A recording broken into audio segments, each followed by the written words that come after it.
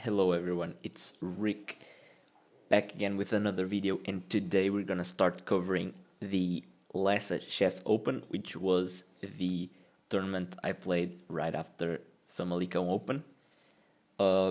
It was basically the last round of Famalicão Open, and then the next day we already had Lessa Chess Open.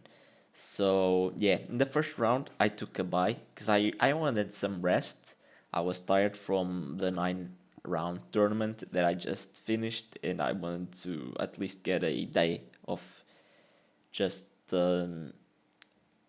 resting. Actually, because the thing was, yeah, I feel like I had a full day rest. I don't know if it was in the same day that it started, but nah, it was, yeah. I just wanted the day of rest, and that's what uh what I got. And so I was back again in the second round, and I got paired up against Ricardo Andrade, which is a very strong player, 1862, and yeah, we have the same name. So let's see who is the better Ricardo. I'm just kidding, but yeah, he also asked for a bye in the first round, so we got paired up against each other. And let's see how the game went. So I had the white pieces, and I started with d4. This was the approach, like d4 approach was like what I was planning to do this summer tournaments.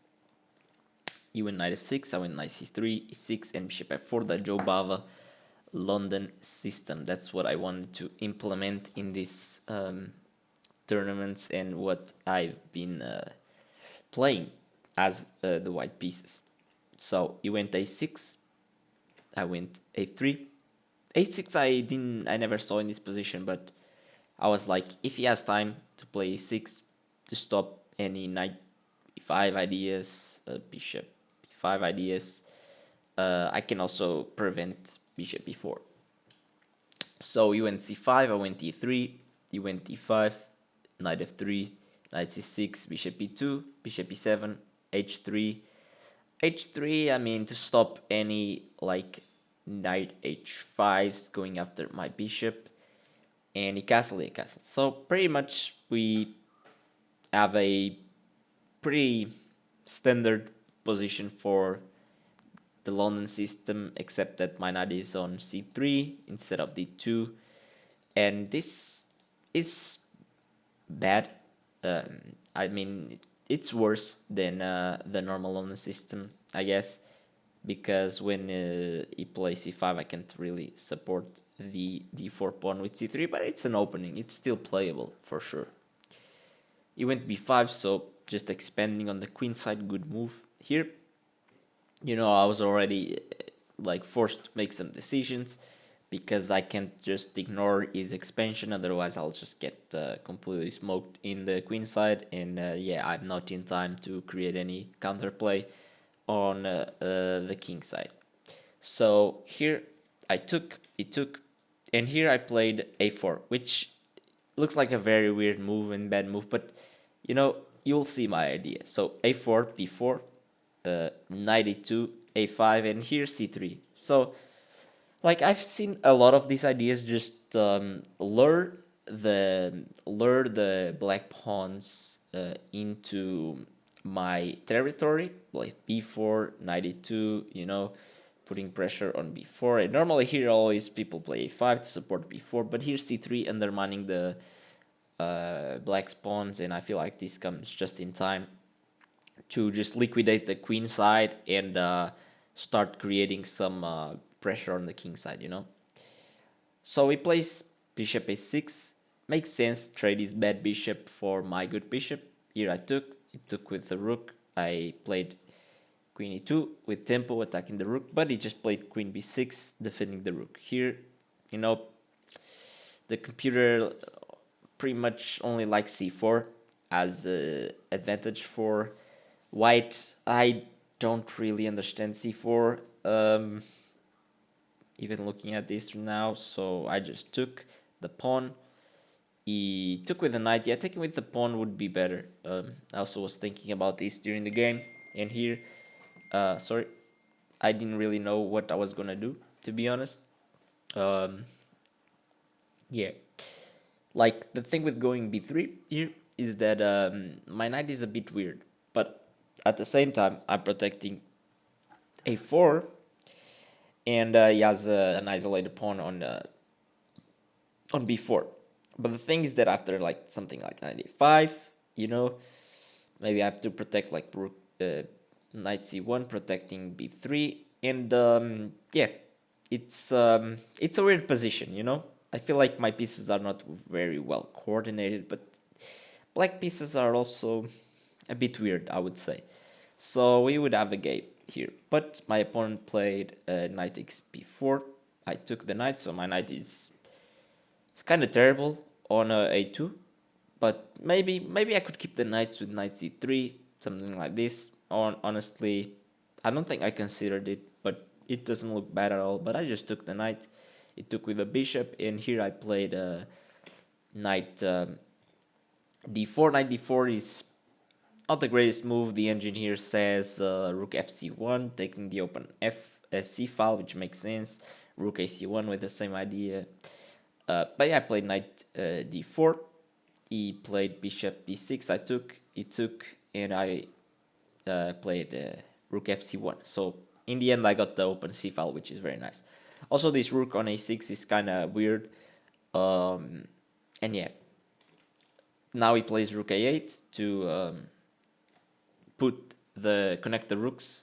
But here I get rook c6, and I'm attacking the queen, you know, gaining some space. He plays queen b4, attacking the... I mean, he's not attacking the pawn on a4, but he's putting some pressure, and if I move like rook ac1, then he can take. So here I just played queen c2. He played e5, and here, like e5, I was starting to get my tingly senses. I really started calculating. As soon as he played e5, I mean, I thought for like 10 seconds, and I started calculating rook takes f6. Because if rook takes f6 works, I mean, I win, and it's beautiful. Rook sacrifice. But here, after rook takes f6, pawn takes f6, here, I mean, knight f5 comes to mind, but I don't know. I didn't see any directly win. The computer doesn't hate this, but also doesn't like it. I mean, yeah, the idea is to get maybe queen e2, queen g4, but it feels like I'm missing something, honestly. Let's say plays rook fc1. Here maybe queen e2, I was thinking. Trying to threaten this. Can he just dodge it or not?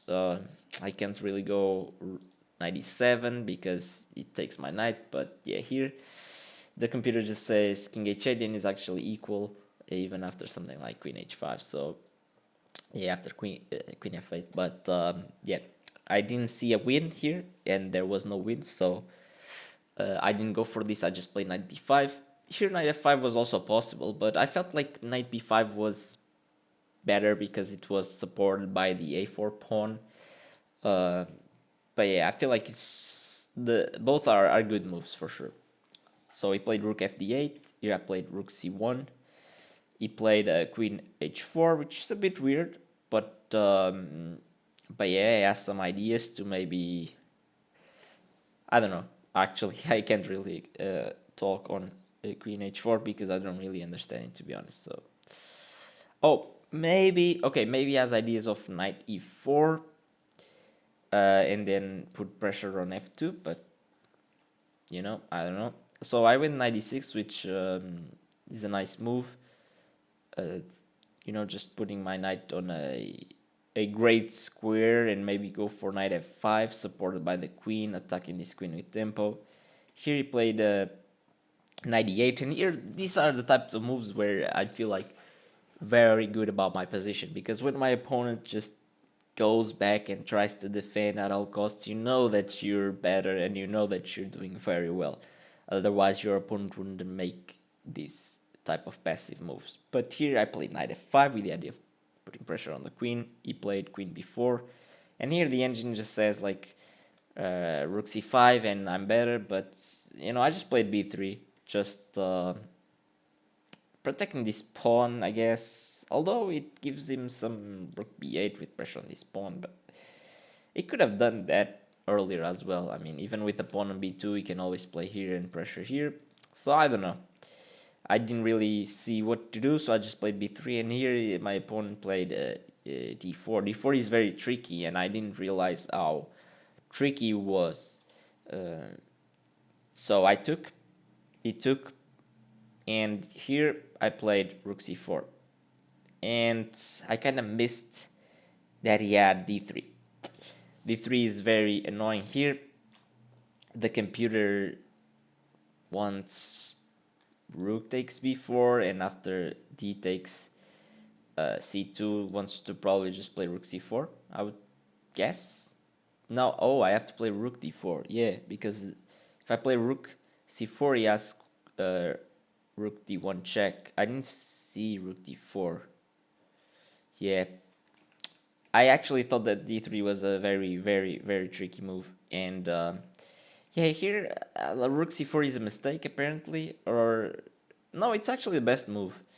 So rook c4, d3, and computer wants queen b1. I mean, no, this is scary, bro. This is not scary. Wait, is this scary? Like, it's complicated because if he plays b2, I can take. Yeah, I can take. Yeah, god damn. So yeah, I didn't see queen b1. I saw queen d1 though. And here he played queen b7, and here it's already equal. So yeah, very complicated position in my opinion. I played knight d4, which I thought it was a very nice move, threatening to just take the pawn on d3 because the knight is protected by my rook. And yeah. So here, I don't know what to suggest for black. It's very weird. He played rook d6, which apparently is a big mistake that puts me with a lot of advantage, +2. I took the pawn, which is correct. He played rook a8. Putting pressure on my knight on d4. And here, I mean, I played queen f3, which I thought was clever because, you know, he doesn't have time to take here because I just take the queen. So I was like, okay, he has to take the queen, then I take back with the knight, so something like this, and I'm just up a pawn, and his back rank is still weak, and I thought this was nice. Like, there was no way I would lose this, but maybe keeping the queens on the board would be better, just because I can create some mate threats and stuff on the back rank. Here the computer just wants queen c3 actually. It makes sense, you know, putting pressure on the c file, you know. I'm still defending the knight on d4, just getting out of the pin. But yeah, I played queen f3. He didn't accept my queen trade offer. He attacks the knight 3 times, so I just play knight b5, which I thought was nice. The knight is good on b5, but here he plays rook d3, attacking my pawn on b3. Here I play queen c5, although here he can really grab a pawn, because if I take, he takes, he can grab a pawn like this. And yeah, I mean, but it's complicated still. I still prefer my position. But here after queen c6 he played queen b8, and I was able to protect. Oh no, I didn't even protect my pawn. Really, I just let him take. I don't know. Okay, but he didn't take. I don't know why he didn't take the pawn on b3. He played knight f6. Weird. Now I don't understand why he didn't play the pawn on b3, and I didn't understand why I allowed that. But okay. So rook c3, not allowing him to capture the pawn on b3. He plays rook d1, and this is a tricky move because, you know, I can't simply just take because I just get mated. You know, the queen is very well placed on b8, so I have to defend my rook on e1. I played rook e3, which I thought was nice. Now, if he takes, I just take back with my other rook.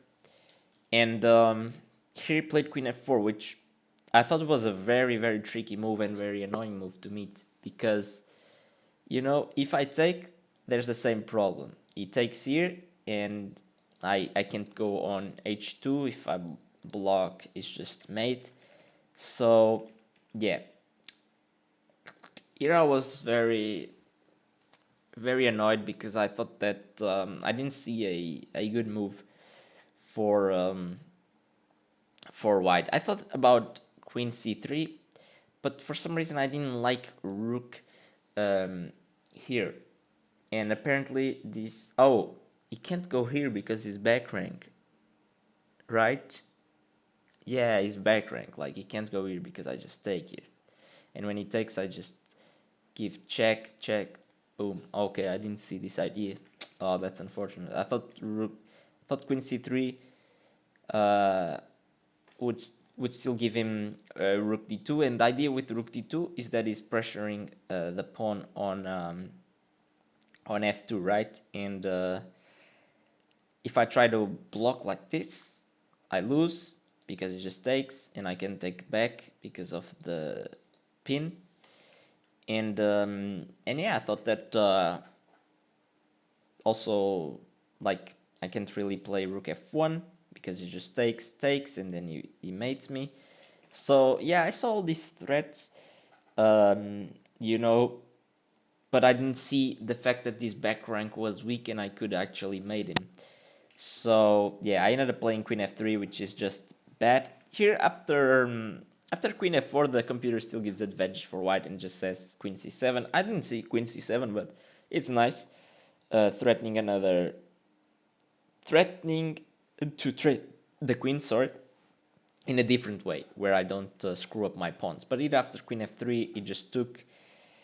I took with the pawn because of course I can't take with the rook. I took with the pawn, he takes, and he plays rook d3. I play rook e3, plays rook d1, king g2, and g6, getting rid of his back rank problem. And yeah, I mean, I got what I wanted. I went into an endgame up a pawn, but I have double pawns now, which it's kind of a liability. But at the same time, I still have an advantage. But yeah, we enter a new stage of the position, the endgame. I play knight c3, attacking his rook. He plays rook c1, and I play knight e2. I don't know why I didn't play knight e4. Actually, knight e4 is very bad, so there's probably a reason. Knight e5, okay. He's threatening here, and he's threatening here. Ugh. Okay, thank God I didn't play knight d4. e4, I played knight e2, attacking his rook again. He played rook d1, and here I played rook e5, attacking the pawn on a5. Very nice. He plays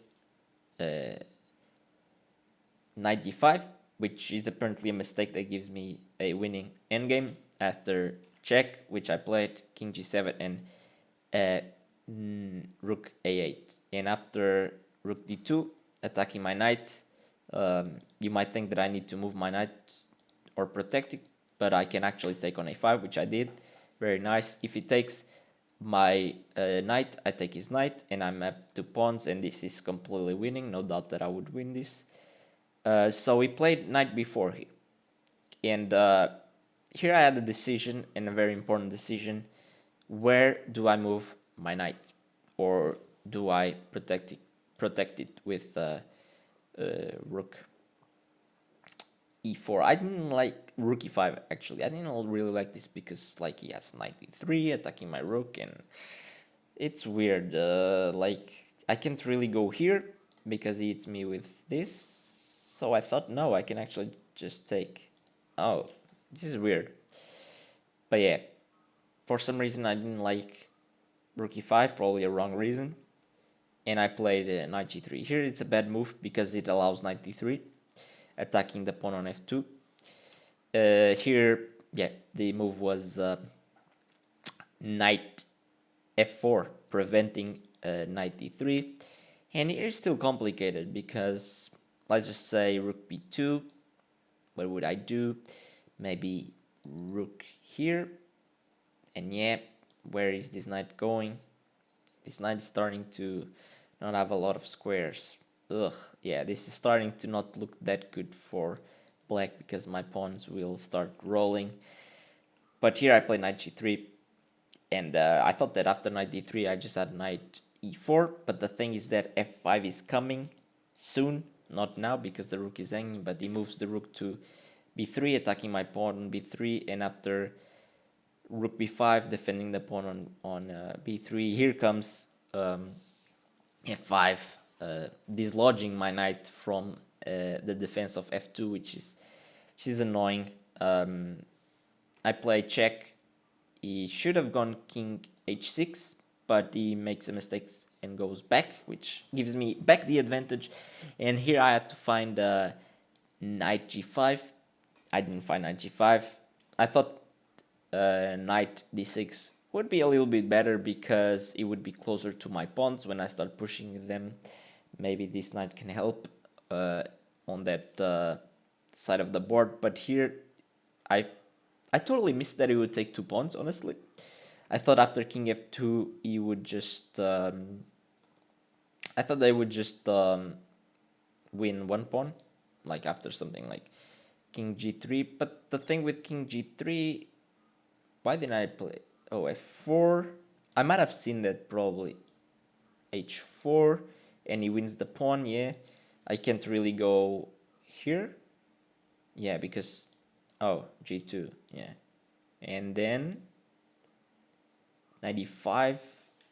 Yeah, I played this game a long time ago, but yeah, I can see the threats now. So here I just had to play king g1, and he takes the pawn. And if my knight was on g5, after he takes like f2 and I go king g1, I still have a big advantage because he can take the pawn on f3. My knight is protecting this, also putting pressure on h7.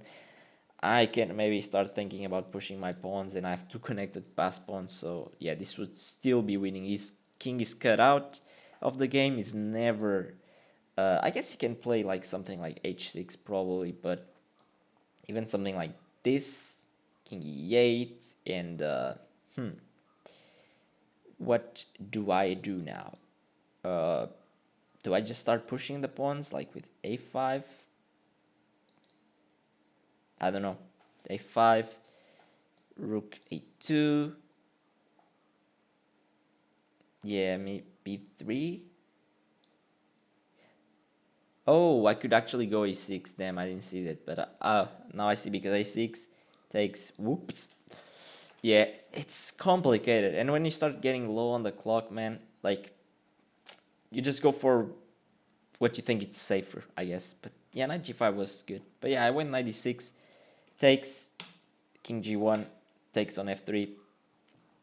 And here, it's completely winning if I find the move that wins, which is a5. Didn't see this win at all. I just went for what I thought was the safer option, taking the pawn. You know, after knight b4, playing a5 now. Yeah, now a5 is too slow. Just takes the pawn, and he has this nice move, rook d3 and pinning, because if I takes, which what happened in the game. But let's go back on why a5 was winning. So here a5, I saw a5, and I saw maybe b3, although b3 knight c5, and oh, what the fuck, knight c5 doesn't work. Yeah, I don't know, why didn't I play b3? I don't know, it's maybe because of just rook h3, b5, a5. I should have gone all in, man, with this. But here it just even has this, and but rook a3, and he has 3 passed pawns. Like, there's no way I win this. It's so tricky, man, these endgames. But here I should have gone a5, but I didn't go a5 because of knight c5. But knight c5, knight c5, what did I see here? Yeah, I thought that he was just winning a pawn, because it just looks like he's winning a pawn. But can I go rook b5? Like rook b5, he can't really take here because I take the knight, and I thought that if he takes with the knight, that I just have a6 and a6 wins because how is he gonna stop this pawn, right? He can't go knight a5, he can't go knight c5. If he goes knight d6, I can even push a7, and if he goes rook a3, I have check, you know, king e7, and do I just promote? And it takes, and no, actually this is a draw. So what is the winning move? Knight c8, damn. But what after? Knight here? Oh, wait. Oh, I can just take because the knight is protecting. This is winning. Oh my god. So complicated. And yeah, I mean, in this position, after rook takes f3, if you go a5, which is the correct move, you have to see all of this. You know, and probably I didn't look at the engine for all the moves, but let me see. After, like, here apparently rook g3 is best, but let's see. Knight c5 looks like the most natural, and I thought probably would play this because I mean he's not gonna just take this pawn. Otherwise, like a6, I mean, good luck stopping the pawns, right? If he goes knight c5 here, I can even go a7, and I'm completely winning. So he would probably play knight c5, and after rook b5, which I think is like the most. Actually, this is not the best move. Apparently, here rook f7 check, king g8, and b4. Yeah, I mean, I would never see this, but it makes sense. But let's say rook b5. Here, I thought that he had to take the pawn, right? Because I'm attacking his knight. Rook g3 again. Okay, rook g3. Let's say king h2 protecting the pawn on h3, and then he goes knight rook c3 here. Damn, bro, it's complicated. b4. Yeah, this is completely different from what I calculated. Knight e6. Oh my god. Yeah, this is complicated because now he's pushing these pawns. I'm trying to push my pawns, and honestly, sometimes when it's so complicated, I mean, you just try to go for something simple, you know. And I thought rook h7 was simple, but yeah, I mean a5, you know, a5 was the winning move. Knight c5 or b5. I thought that he would take the pawn, and after this here, and I can just push the pawn, and yeah, it's crazy. It's crazy. This was after my analysis. I didn't see this during the game. My analysis without the engine was that. But yeah, a5. I mean, I just saw knight c5, and I thought that wherever I move my rook, it just takes the pawn, and that's not good. So let's fast forward to the other position. So yeah, here after rook takes knight, I go rook b6, rook d1, king g2, and yeah, it's an endgame. It's drawn, but I feel like this is maybe, I don't know. What do you guys think? Do you guys think this is easier to play for white or for black? Would you rather be black or white? I don't know. I think I'm rather be black because these pawns are connected. Uh, and this pawn is a passed pawn and is close to promoting, but I don't think you can really promote this because you just put a rook on a1, and yeah, you can even go maybe rook a4 or something like that to block the king from entering the position, and yeah, it's complicated. This pawn will not move a lot. So yeah, after king g2, he goes king g7, I go a6, he goes rook a1, king g3, king h6, and here I mean, this is just a typical position that I absolutely hate, and I choke. Like, we get to these rook endgames, rook and pawn endgames. I mean, I just completely collapse. And here we were already down a lot, down on time a lot. Probably we had both, like, I mean, 5 minutes or 4 minutes or something like that. So we were down on the clock for sure. And yeah, these positions, man. I always say this, and I have I've been saying this for like probably like more than 20 episodes at this point, that I need to actually study rook endgames, but I have to be honest with you guys, I haven't studied them, and I'm paying the price for it, for sure. A lot of games you will see later on, I've been paying the price for not studying rook and pawn endgames, and from my experience, it's very common to go into a rook and pawn endgame. Um, and yeah, but let's see how I did in this position. So I went king g2, goes rook a2 check, king g3, rook a3 check. And sorry, my computer is lagging a bit, but yeah, let's just finish this game. Rook e3, and here I go king h4. King h4. Why don't I go king g2? I could go king g2, but I didn't like the fact that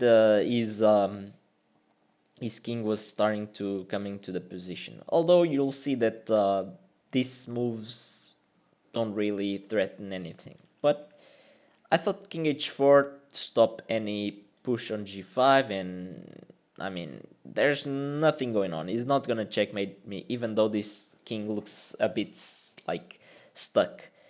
But the same way that this king is stuck, like he can't really do much. Uh, Actually, wait. If it goes king g7, what was my idea? Oh, yeah, I can just go king g5 because he doesn't have time to take here. So I just take here on b7. Oh no, this is drawn. I can actually go b7. Oh, and after he moves to f8, I can push. Oh, goddamn, and I'm winning. Goddamn, nice move then. King h4, nice move. And he checks me. I go back. He comes closer to the king, and this is the critical move, I think. Like rook f6. And rook f6 is played. I played this. I remember why I played this. I played this because if he pushes g5, I have rook takes f5, and we just trade into a pretty easy endgame to draw. So after rook a6, I think just king, like rook f3, stop any checks. And here, like, bro, there's nothing. There's nothing. If he goes like rook a2, if he goes rook a2, can I go rook f2? Rook f2 with the idea of if he goes king like rook g1, I just block. And you know, if takes, and this is just, I mean, this is just draw. Sorry for the lag here. Can't do nothing about it. But yeah, that was the idea, to stop g5.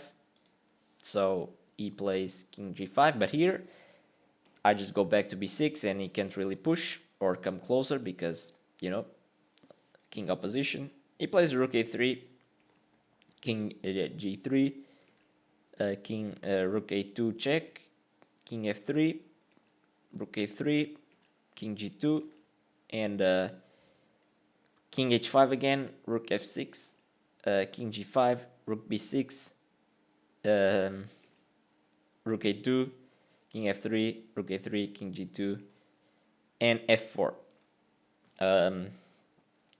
Probably at this point we already like repeated the position like 3 times, but I wasn't, like, as I said, I was very focused trying to hold this endgame, and I wasn't paying attention to how many times we repeat the position because, you know, like, I just wanted to draw. I wasn't focused on that. We had really low time on the clock. At this point, we probably had like both 2 minutes for sure, and not more than that, 2 to 3 minutes max, both. So I played rook b5 here.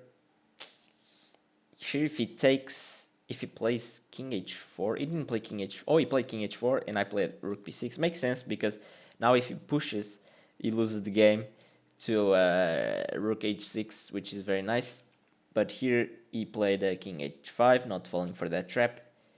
Rook b5, rook h6, rook b6,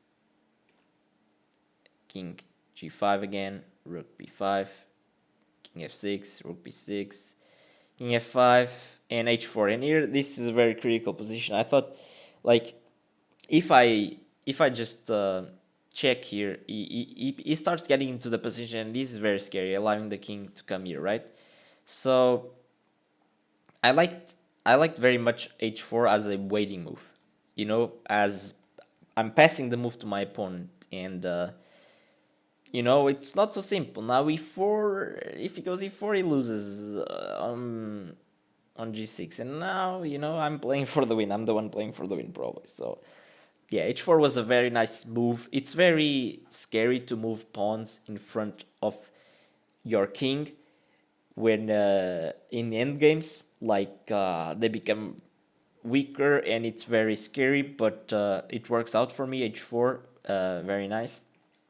And after rook g3, king f2, um, if he goes like rook h3, I thought that just pushing the pawn would be nice.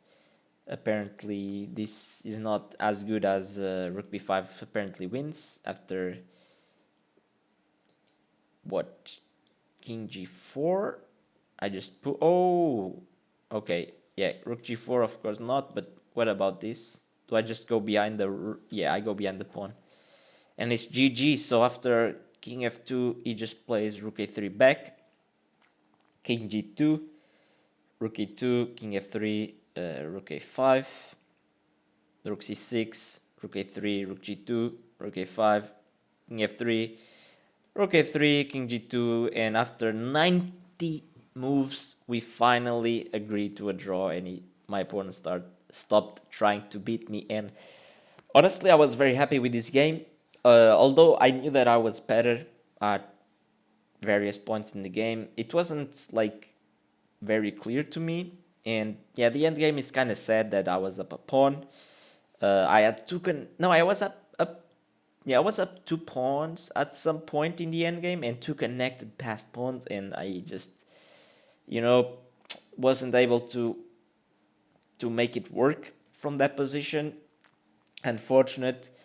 And at the end, I almost gave my opponent chances to actually beat me, and yeah, it's not very good game, but I'm happy that I managed to hold a rook endgame, which was in terms of practical chances was worse for me, because I had to find the defensive moves, and yeah.